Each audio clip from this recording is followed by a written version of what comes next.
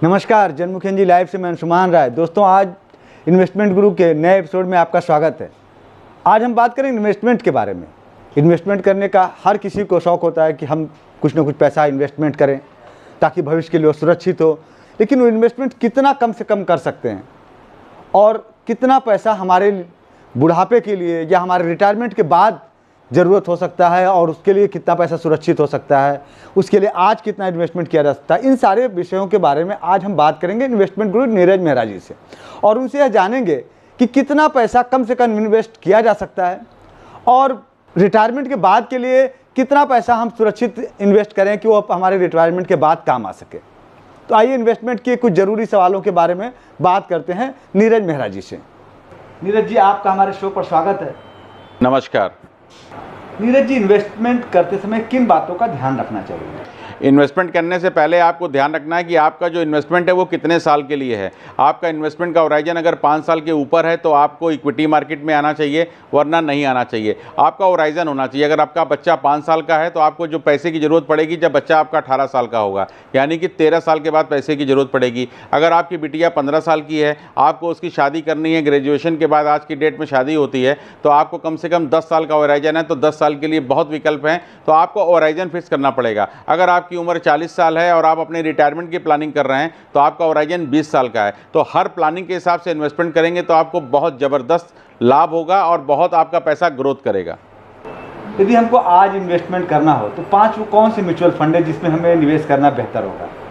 अगर आपको इन्वेस्टमेंट करना है तो आपके पास 5 कैटेगरी होनी चाहिए। पहला कैटेगरी है कि आप लंबे समय के लिए स्मॉल कैप में पैसा डालिए।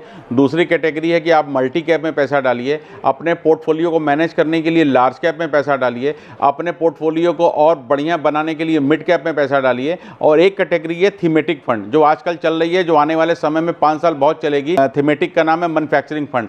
इस अगर 5 कैटेगरी में आप पैसा डालते हैं तो बहुत ही शानदार रिटर्न बनेगा और आपकी कैटेगरी जो है पूरी डाइवर्सिफाई रहेगी और शानदार और ज़बरदस्त रिटर्न बनेगा। 15 से 20% तक का रिटर्न आप देख सकते हैं लंबे समय के लिए। नीरज भाई, यदि हमारा कोई दर्शक 1 लाख रुपए अपना इन्वेस्ट करना चाहता हो तो वो कहाँ इन्वेस्ट करे और क्यों इन्वेस्ट करे? अगर आपका समय और होराइजन अगर 8 से 10 साल का है तो मैं आपको 5 कैटेगरी बताता हूं, आप उसमें निवेश करें, शानदार और अद्भुत रिटर्न बनेगा। फॉर एग्जाम्पल पे अगर आपको 1 लाख रुपया निवेश करना है तो 20,000 रुपये आप डालिए निपॉन इंडिया के स्मॉल कैप फंड में, जहां आपको बहुत बढ़िया रिटर्न मिलेगा। उसकी कैटेगरी आती है लार्ज कैप। लार्ज कैप आप डालिए आईसीआईसी के ब्लू चिप में, वहाँ भी आपको बहुत बढ़िया रिटर्न मिलेगा। 20,000 रुपये आप डालिए मोतीलाल ओसवाल के मिड कैप कैटेगरी के फंड में, जिसका नाम है Motilal Oswal mid cap fund. आप 20,000 रुपये इसमें डालिए।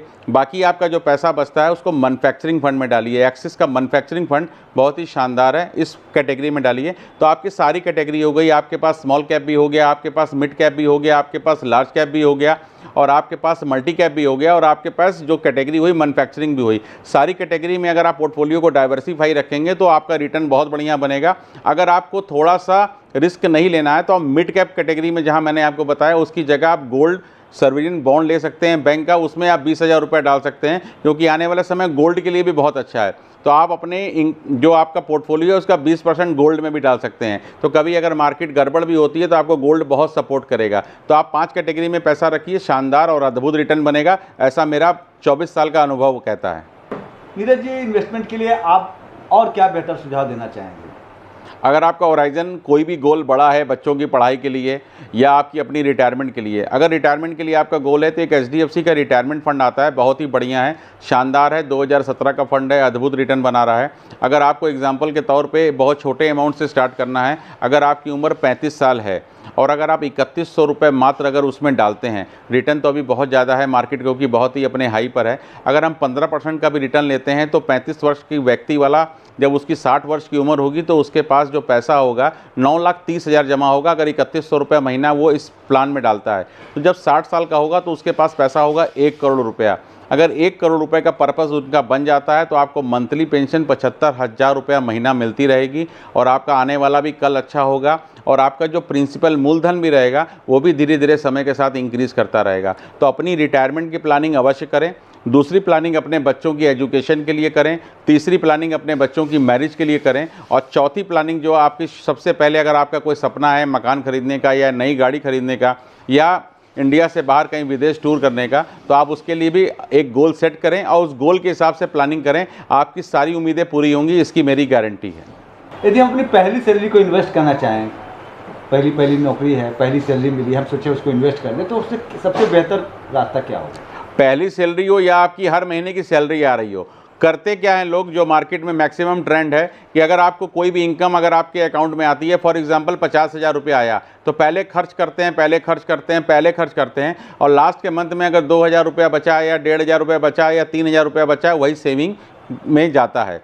उल्टा करना चाहिए आपको, पहले अगर आपके अकाउंट में सैलरी आ रही है तो कम से कम अगर आपकी 50,000 सैलरी है तो आपको 15,000 से 20,000 रुपये महीने का अपना एक गोल फिक्स करना चाहिए, वो SIP में इन्वेस्टमेंट करना चाहिए। बहुत शानदार रिटर्न बनेगा। 3 कैटेगरी में पहले भी आपको बता चुका हूँ, मल्टी कैप में डालिए, स्मॉल कैप में पैसा डालिए और मैन्युफैक्चरिंग में डालिए। लॉन्ग समय के लिए इस थीम में पैसा डालिए, आपका गोल पूरा होगा। सबसे पहले अपना 15 से 20,000 रुपये आप सेविंग में डालिए। उसके बाद आपका जो घर का खर्चा है आप उसको देखिए, जैसे घर का खर्चा हो गया, बच्चों की पढ़ाई हो गई, उनकी एजुकेशन की फ़ीस हो गई।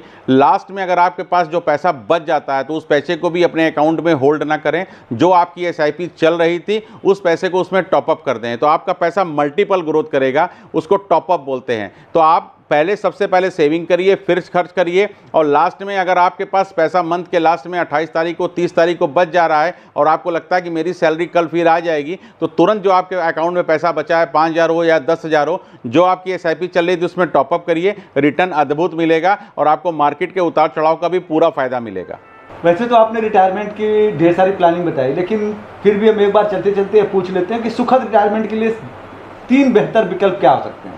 सबसे पहला विकल्प है कि अगर आपकी उम्र 30 साल, 35 साल, 40 साल है तो आपको 100% इक्विटी में जाना चाहिए। रिटायरमेंट फंड सारी कंपनियों के हैं, निपॉन के भी हैं, HDFC का भी है, SBI का भी रिटायरमेंट फंड है, प्योर इक्विटी फंड है, इसमें डालना चाहिए।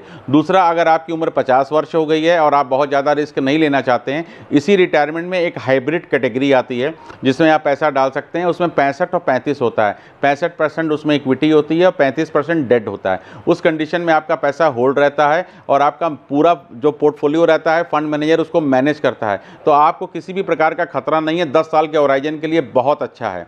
अब आइए, अगर आपकी उम्र 57 साल, 58 साल हो गई है और आपके रिटायरमेंट में 2 वर्ष बचा है, तो क्विक अगर आप चाहते हैं कि 2 साल के बाद रिटर्न मिले, तो आपको इस सारे फंडों में एक डेट ऑप्शन आता है। डेट ऑप्शन में आपको 8 से 9% का रिटर्न मिलेगा। उसमें 2 साल के बाद ही आपको एक पेंशन आनी चालू हो जाएगी।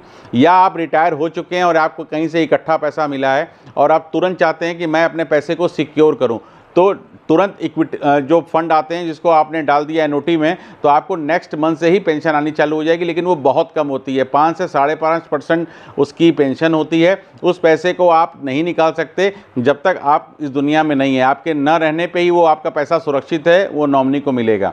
तो अगर आप चाहते हैं कि एकदम गारंटेड, तो आप इस LIC के भी प्लान आते हैं, मैक्स लाइफ का भी प्लान है, India first bank of Baroda का भी प्लान है, जिसमें कि आपने आज से पैसा डाल दिया और आपको नेक्स्ट मंथ से पेंशन आनी चालू हो जाएगी। उसका जो अमाउंट होगा 5.5 से 6% का होगा, लेकिन उसकी गारंटी होगी कि 100 साल तक आपको वही अमाउंट मिलेगा, चाहे बैंक का इंटरेस्ट कुछ भी हो। तो अपनी उम्र के हिसाब से चयन करें और इन्वेस्ट करें। हमारा यही उद्देश्य है, जिस हिसाब से मुझको अनुभव है कि अगर आपकी उम्र 35 साल 40 साल है तो आपको अपनी रिटायरमेंट की प्लानिंग कर लेनी चाहिए। इक्विटी से बढ़िया रिटर्न आपको कहीं नहीं मिलेगा। आपके हिसाब से कौन सा हेल्थ इंश्योरेंस बेहतर है जिसमें इलाज में कोई लिमिट ना हो और क्लेम में कोई समस्या ना हो? मेरे हिसाब से देश की सबसे बड़ी हेल्थ इंश्योरेंस कंपनी है star health and allied insurance company limited. इसका हेड ऑफिस चेन्नई में है। बहुत ही शानदार और अद्भुत कंपनी है। इस कंपनी के साथ आप चयन कर सकते हैं। इस कंपनी की खासियत है कि ये 16 दिन के बच्चे से लेके 75 वर्ष तक के व्यक्तियों को बीमा आसानी से दे देती है, विदाउट किसी हेल्थ चेकअप के। आपको करना क्या है कि आपको इंश्योरेंस कराने से पहले सब कुछ डिक्लेयर कर देना है। कभी कोई क्लेम रिजेक्ट नहीं होते, क्योंकि मैं इस कंपनी में पिछले 14 वर्षों से काम कर रहा हूं। मेरा कोई भी क्लेम आज तक रिजेक्ट नहीं हुआ, क्योंकि मैंने जो भी पॉलिसी बेची है सही बेची है और कभी क्लेम रिजेक्ट नहीं हुआ। ये मेरा अनुभव है कि ज़बरदस्त कंपनी है। इस कंपनी के साथ आप इंश्योरेंस कराएं। कोई भी एडवाइज़र हो, आपको क्लेम इसमें अगर दमदार है तो सेटल कराएगा इस कंपनी के माध्यम से। आपका एडवाइज़र कोई भी हो, दमदार होना चाहिए, जो कंपनी से लड़ने का मादा रखता हो। अगर आप सही हैं तो क्लेम आपको 100% मिलेगा।